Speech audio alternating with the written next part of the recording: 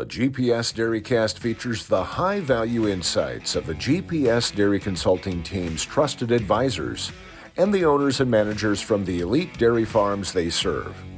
These conversations deliver on the GPS Dairy Consulting promise to inspire change and grow leaders. Hello and welcome to the GPS DairyCAST. I'm your host, Peggy Coffeen from the Uplevel Dairy Podcast, and I'm coming to you from the 2023 GPS Leaders Forum. And just coming off the stage is Steve Bodart from AgriGrowth Solutions, who just shared his insights on how to gain a competitive edge in the dairy business. And he will be joined with GPS Dairy Consultant Robb to dig into some of the details from his presentation today. Steve, you've spent your career doing financial consulting on dairies, so you have a broad background in dairy management and financials. So as you look out 5 to 10 years, what trends do you think are occurring around financials on dairies? What do you think is going to set the best dairies apart from others over the next 5-10 years? So as I think about the next 5 to 10 years, I think one of the things that we still have that is a crutch within the dairy industry is we still have way too many farms that are using cash accounting. They're still too dependent on tax. They are not looking at the true cost of production, incorporating all their accruals, making sure that they truly understand where the business is going. You know, do they have the opportunities to do better? Are they really advancing like their cash flow says, or are they eating up inventory? Some of those things. And I know more and more are changing to accrual accounting, but there still is this huge dependence, and too many times we're reverting back to cash when we're making management decisions. So I think that is something that we have to continue to enforce in order to move to the next level. So as you think about accrual versus cash accounting, what are some major differences? Like if you're to take a step back and just think about what drives that decision, or what dairies are thinking about, like what is one or two of the main things that change on dairies or that they think about differently? Yeah. So if you look at cash accounting, one of the main things that we do with cash accounting is we're in tax avoidance mode. We always are thinking about how do we not give any money to the government for income tax, trying to reduce that as much as possible. So we may be expending a lot of things at the end of the year for next year's purchases, which are really prepays and should be going on the balance sheet, not being expended this year. We have these changes in inventories, whether we're talking cattle, whether we're talking feed, that we don't account for when we have our cash accounting. We also do things like accelerated depreciation. You know, we're again trying to avoid some taxes, so we're going to take this tractor that we just purchased and write it all off in 1 year versus the useful life of that asset. Sure. So shiny paint syndrome, huh? Exactly. Well, good. That kind of segues into where I was going to go. You've talked a lot about capital costs, right? And I think you've talked about the variability you see among your dairies and capital costs. You want to just expand on that? Sure. And talk about how it relates to the dairies? So as you look at your cost of production, one of the things that drives your cost of production is your capital cost. That used to not be as big a variable across the dairies. They had so many areas that they could make up with feed, replacement rate, milk production to try and lower their cost of production. But now we're getting into a more mature industry here, and everybody's at similar milk production, similar feed cost, forage quality, those types of things are very similar. But we do see a lot of variability in capital cost. And capital cost includes things like depreciation on assets, whether it be machinery, whether it be buildings. It includes interest costs that we're paying, so depending on the percent owner equity of your business. And that right now is one of the biggest variables that I see in farms is the amount of variability in that capital cost. I see over $3 a hundredweight differential when I come to cost of production on the capital cost. Now, part of that can be real estate, and I know some farms have a lot of real estate, some do not. But a big part of that capital cost is just how many dollars of assets do we have that each one of those cows is trying to support. And if we take land out of the equation, so none of the analysis that I'm doing now is with land values in there, there still is a $5,000 to $7,000 of variability in the amount of assets that each cow is trying to carry. Wow. Yeah. So should we sell all the land? Is that what you're saying? No, I am not saying that you should sell all the land, but I think it is important to look at this as far as what types of rate of return do we get on assets. And a young dairy, a dairy that doesn't have a high net worth or high percent net worth, needs to make sure they're spending their capital, their assets, on assets that have a high rate of return. Sure. That allows you to grow at a faster rate so you can buy some of those assets that have a slower rate of return. Yeah. And when you look at your clients and you're saying there's, I think you said a $3 a hundredweight difference, Yes. right?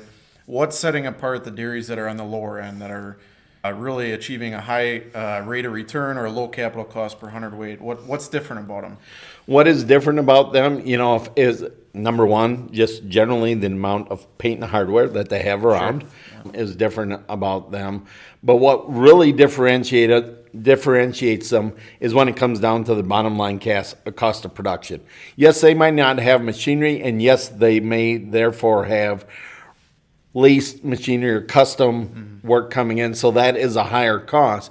But overall, their cost of production is still running substantially lower than those people that have tons and tons of assets and then sometimes aren't even hardly using them. Sure. Yeah.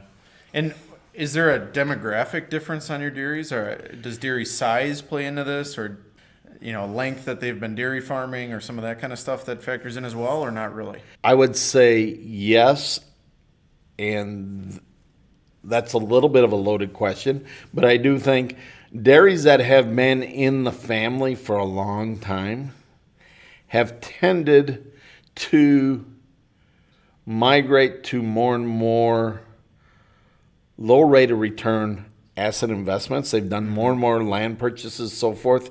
And now all of a sudden they made a change in their business. And so they might have grown their dairy business, but they're so used to having all that capital tied up in land that they think they need to continue to grow the land just as fast as they grow the cattle, instead of looking at the higher rate of return assets first and then getting back to where they had been. Right. No, that makes sense. So let's maybe dig into a couple of those areas. You talked about a few different things. Let's talk about heifer inventory. That's been a hot button issue of yours over the past years. How has that conversation changed over the last couple of years, and what are your latest thoughts around heifer inventory? So, number one, heifer inventory is important. We still got to have it. We still got to have adequate amount to maintain our herd. We still need to have a cushion in there. If everything went ideal, not a problem, but there's always some adversity that creeps up. So I'm still an advocate of having enough replacements to maintain the herd at a reasonable replacement rate. And reasonable, again, every farm is different on that, but normally we're probably in that 32% type replacement rate. I think with the beef cross that has come on very strong, and the value that those beef crosses have had and the success people have had with sex semen, it is much easier today to talk to producers about managing heifer inventory than what it has been 5 and 10 years ago.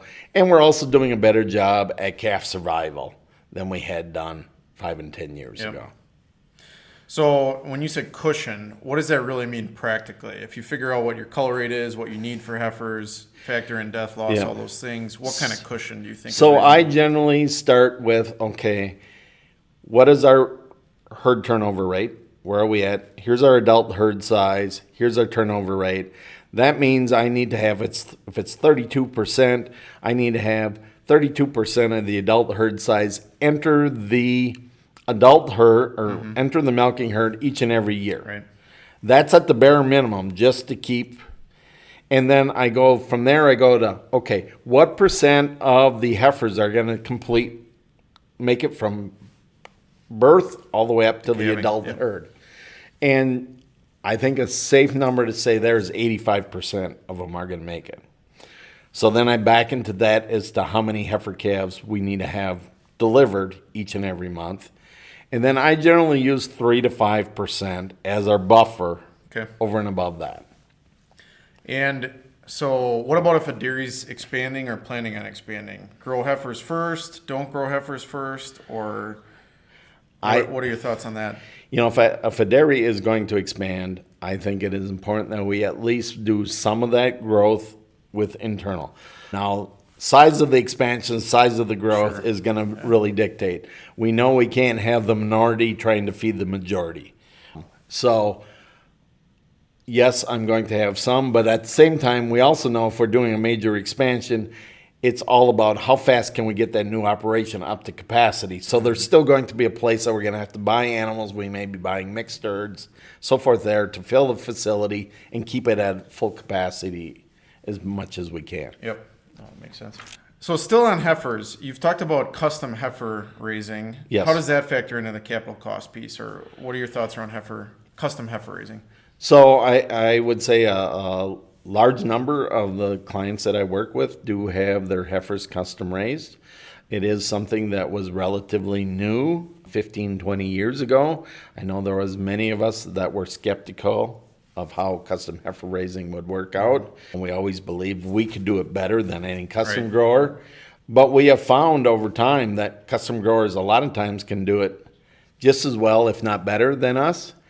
And in a lot of cases can do it more economical than we can.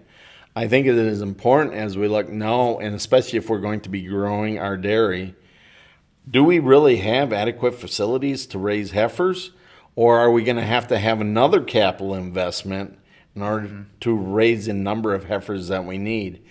And then when I start looking at what that cost is, and the cost of having additional land, the cost for additional manure storage, so forth, that can get to be a really, really big number that we've got invested in. And a lot of times if you truly have those heifers carry all that weight, it is way more expensive to raise those additional heifers on the farm than having them farmed out.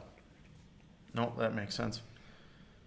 All right, let's shift gears. Machinery. We talked a little bit about machinery before, right? Yep. So let's talk more about it. How does machinery relate to this conversation? Custom hire, some crop work done, own it yourself, do it yourself. What are your thoughts around that? If you already have the machinery, I think the question is not getting out right now most of the time. The question is, when it's time to replace that machinery, should we be replacing it, or then should we be looking at doing a transition to having it custom done? It seems like if we just decided we're going to go out and switch over to custom right away, we're going to take a lot of times a bigger bath on our machinery that we're trying to get rid of, not getting the value that we really believe it should have. And so I am really challenging people as it's time to replace. What is the replacement cost going to be versus looking at the custom hire? Or should we downsize to some degree? I have a number of producers now that as it came time to replace those wonderful self-propelled choppers, we have actually downsized them. We have downsized from where we were to size it for the hay crop. Let's not run all that power, everything else, so we can harvest corn silage.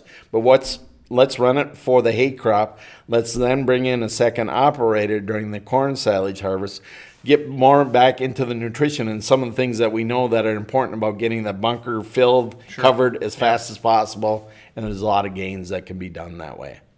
No, that makes sense. So talk me through from a financial standpoint. So if you're looking at doing custom work, maybe selling machinery over time or shifting the way your dairies run to more custom work, so your capital cost might be lower, but aren't you just shifting some of that cost to operating expense anyway? You are shifting some of it from a capital cost, which includes your depreciation, your labor, everything else, to a custom expense. But when we start looking at depreciation on those assets, if we have an asset and we have, let's just take an example of a tractor, and we're seeing $400,000 and $500,000 for an investment on a tractor. And if we're only putting 200 hours on it a year or 400 hours on it a year, is that a wise use of our capital? Maybe we're getting a return on it, but is it 2% and they're charging us 7% to get the loan? Right. To me, that's not. And if I know one of the other things, Rob, that I always see is capital is the most limiting commodity that we have. And I have never run into a farm that only has one investment in mind.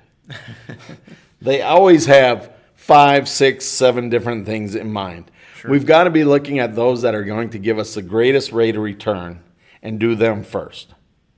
Now, if it's still that tractor, maybe we're going to end up doing it. But generally, there's something with a greater rate of return. GPS Dairy Consulting goes beyond nutrition by offering tools and resources, broad multidisciplined experience, and a collaborative philosophy across a range of consulting services that will make your business more successful. How will GPS consultants do that? By collaborating with you and your team to solve challenges and create successes while achieving sustainable and profitable results. By fostering personal growth and leadership development, and by inspiring continuous change and improvement in your people, systems, and results. GPS Dairy Consulting LLC will go beyond nutrition to help you achieve your most challenging goals. Learn more and connect with a consultant at gpsdairy.com. All right. So, Steve, let's shift gears a little bit. You've talked a lot, and I think with a lot of the dairies you've worked for, you've done the second site concept, milking cows on a different site. Yes. Either leasing it, potentially buying it, lease to buy options, those kind of things. Can you walk us through what you're thinking about related to that and how a program might work? Sure. So when I think about that, there's a lot of times that with the businesses that we're working on, they're looking at how do we grow to the next spot. And right now, to go from spot A to spot B is generally a pretty big jump. Mm-hmm. It might be 1,000 cows, it might be 2,000 cows that is needed. A lot of times there's a parlor involved. There's a lot of capital outlay. And with that said, a lot of times that is, if we're going to do it all at once, it takes a heck of a lot of equity that we have for collateral to use that next jump. So by doing a second site with hopefully a lease operation where we can purchase cattle, build some equity in those cattle, have some additional earnings, it allows us to get to that goal, the second jump, a lot quicker, and it doesn't put us in nearly as much risk from a financial standpoint of dropping our equity to too low a position. It keeps you in a safer. So it's an intermediate step, It's an intermediate step in a lot of them. Now, there are some dairies that we are working with that are planning on purchasing that second site. Okay. And so they're just looking at it as, if I buy this second site and I can do it for 40 cents on the dollar versus buying new, do I have to get the same level of production? Do I have to have some of these other things? I still can get a better rate of return than putting all my eggs in one basket and doing the brand new site. Yes, I got some things that I'm going to do more efficient, but I also have to have one heck of a high performance level for that to give me the rate of return. Okay. So talk me through how a lot of times you set them up. What kind of efficiencies do you gain versus things that are less efficient maybe? Yep. Can you talk through some of that? So some of the things that we look at a lot of times when a second site is put into play is, number one, we're going to bring all the calving back to one position.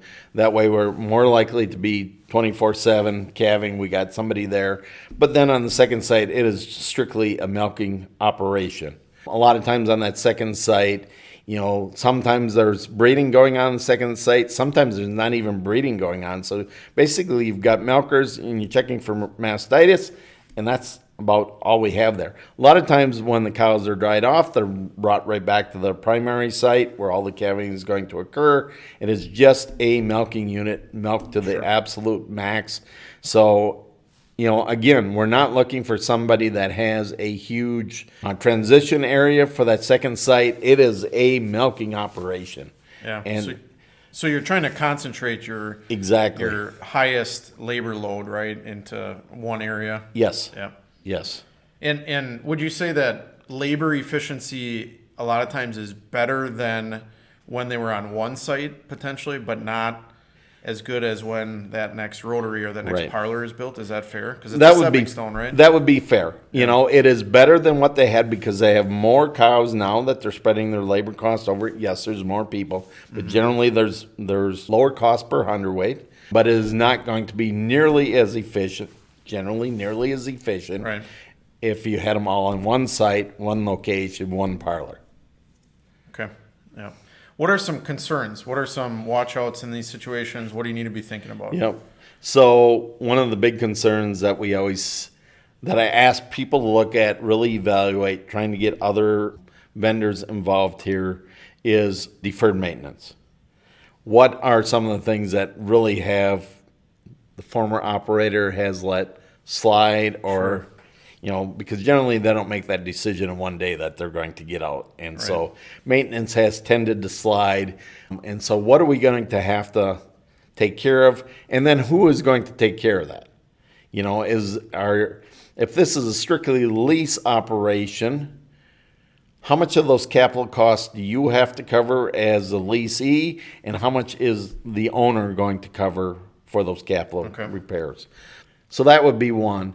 Another opportunity that I see is, I always say, plan for the worst and hope for the best. Unfortunately, there's been a few that have jumped in very quickly and have not planned for the worst.